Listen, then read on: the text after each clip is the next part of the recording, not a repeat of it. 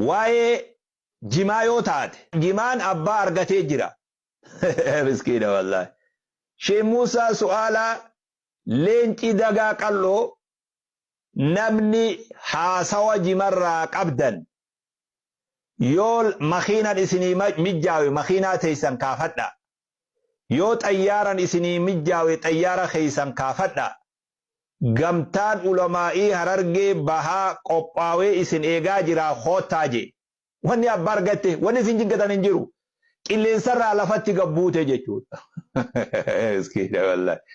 Qilleensarraa lafa gabbuute jirti. Namni haasawan qabajee fe'ateetuma Sheekh Muusaa bira dhaqu. Sheekh Ahmad Watar bira dhaqu. Reejarri hoottaa jechaa jira. Qilleensa kanarratti waa namaan hin cinqinaa walilleen hin cinqinaatu. Dhiisaafirraa wanni tun waa warra lafaati. Wanni akkana isin cinqaa jiru annin beeka duuba. Fatwaan abbaa dhabuu irratti harka nama gariitti galuu siittis nan gadda. Maaliif jennaani biyya ulamaa beekaa mukti biyya keenyaatu iyyuu nama of jalaa baasee baay'ee isaa qaba. Tarii isaantu biyya namoota warra fatwaa kennitu biyya bakka bu'ee kenne dhuguma yoo biyya bakka bu'anii kennanii yoo gaafiin sun dhuguma fatwaa ta'e gaafiin suni gaafii sanatti hin fakkaatu fatwaa sanatti hin fakkaatu akka haasicharraa yeroon ka'e. Masjiidni guutuu Harargee keessa jiru birrii jimaatiin ijaarame. Ulamaa qabdi wanti beekaa qabdi hayyuu qabdi abba qabdi.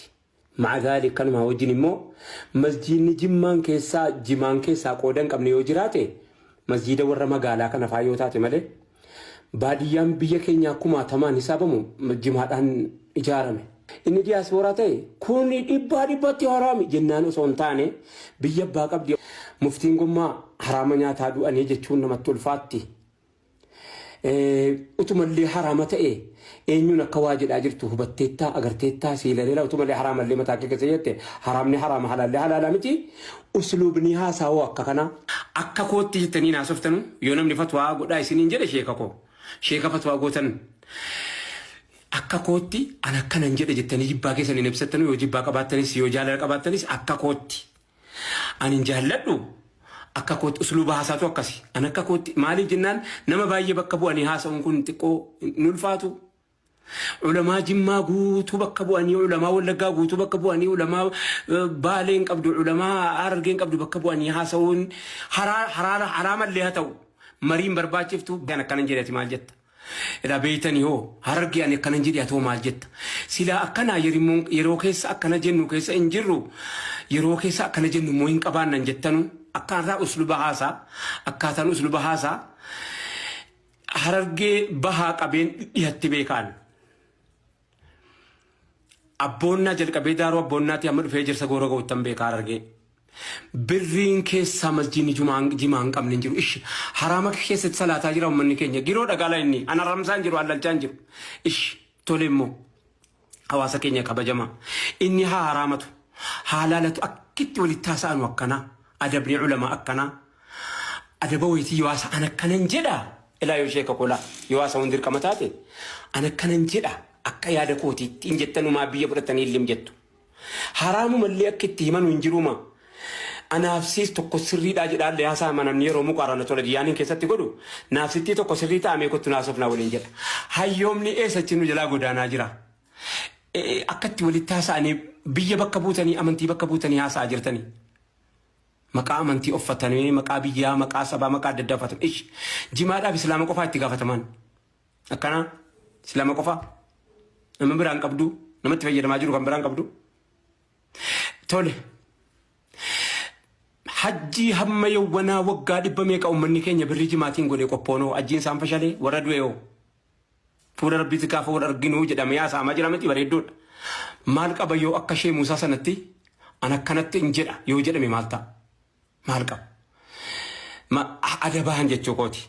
Qusataa harama keessa suutaan agaluu namni yoo harama jettan yoo halaala jettanis immoo bayaana keessan filadhaa yoo halaala jettanis bayaana keessan walitti bu'ee ulamaan keenya bakka tokko taa'ee wajjinii wal mari'atee atikkooti jedhee haasa'uun eessatti nu jalaa godaane eessa nu jalaa dhaqe maal qaba yoo inni bahaa isa innos bilbila walii qaba yeroo teknooloojiiti Sheekh Muusaatti bilbiltee isaanoo bilbila nama jalaa kaasu ana akkanan jedhee akka kootti isinoo maal jettan yoo jedhee ulamaa waliin haasa'e rakkoo qaba. Harrak ishee taayimiin keessa haasa'anu yerimmoon hin ilaalamu yeroon. Taayimii bareedduudha. Akkanatti walii galaa kottaa jedhamee baajetni magaalaa Finfinneetti haasa'amee dookumenti godhamee barreeffamee yaada qabdan irratti galmeeffamee irratti mallatteeffamee akka dhaloonni irraa baratu yoo gootan maal qaba? Abbaa qabdi. Ammoo uummanni keenya ittiin hajjii godhaa ba'e, ittiin masjiida ijaarrataa ba'e. Hajjii hamma yawwanaa waggaa 100 meeqa uummanni keenya birrii jimaatiin godhee qophoonoo hajjiin isaan fashalee warra du'eeoo. Fuula rabbiitti gaafa wal arginuu jedhamee haasa'amaa jira miti bareedduudha. حرام namoonni immoo jimaan akkuma farshoo nama mammaraachaa namni jiru dhibbatti ni kijibe jechuudha. Atin halala warje unjira garuu ragaa ittiin qaban nuti ragaa 45 ol qabna caatin haraama ta'utti. Jimaan wahiin dalaguuf maraban ammoo gurguratanii maallaqa isaa nyaachuuf laashee haasana min wanni irra gaariin jiru jechuudha. Ni'ima. Ani deena naasaa jiru. Akkana godhu yoo footoon isin dabbare kana godhu. Bakka halaalummaaf bakka haraamummaa miti kan inni haasa'aa jiru obboleessa koo Amza. Ela tokkoffaa gaafa waa'een caatii ka'u namumti arargee dhalata harargee ta'e dhaqee waan kana as butate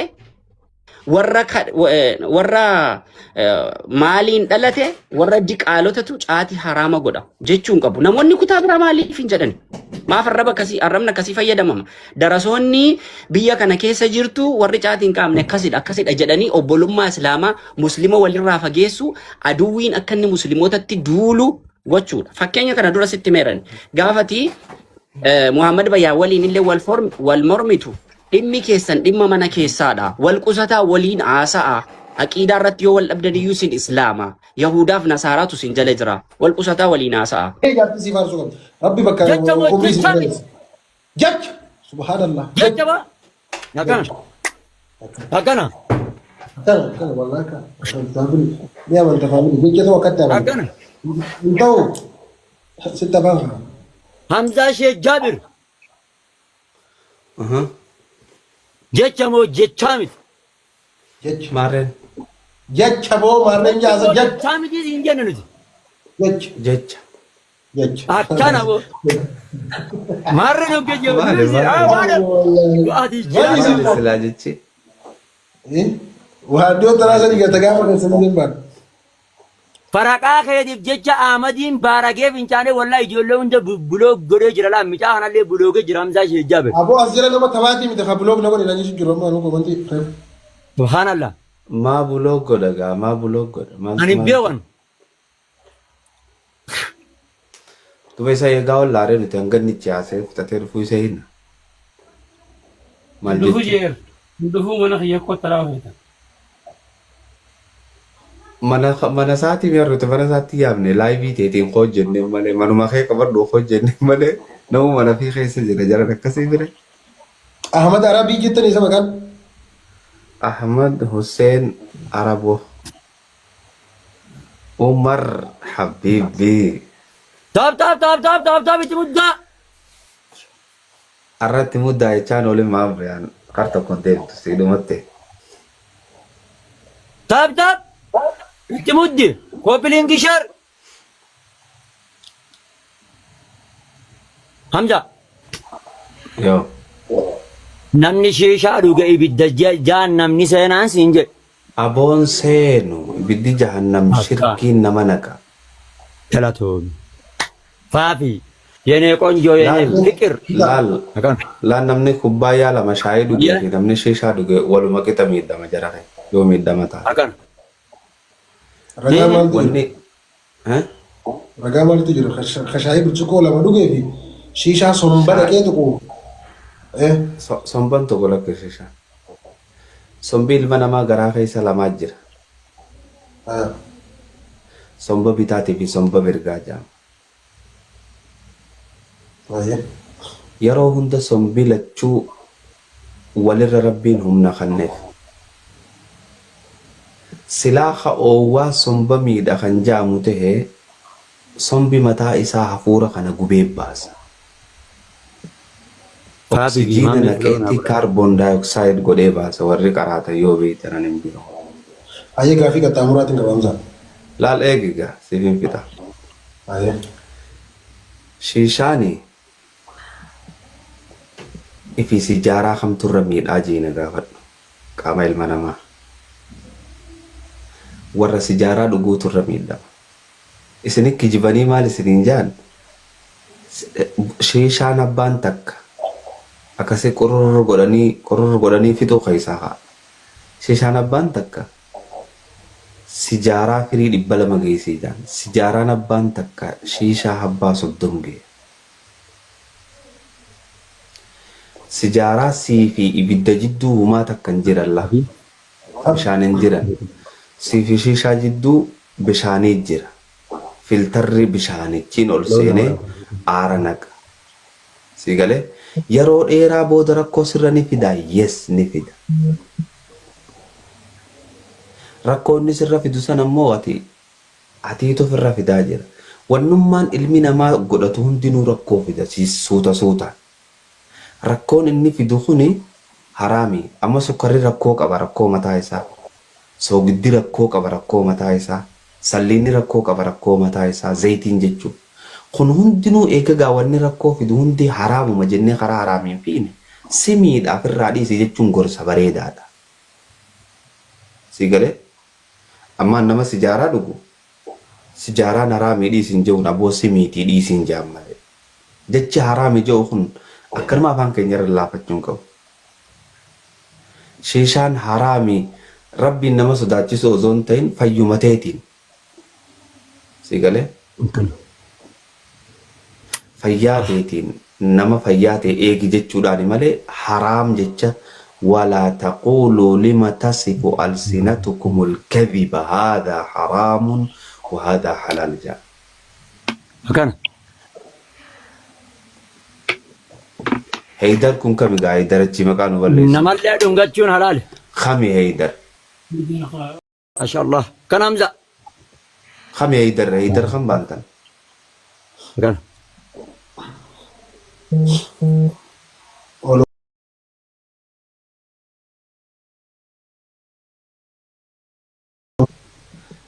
Scientifically hal sijaaraan ismiidhaan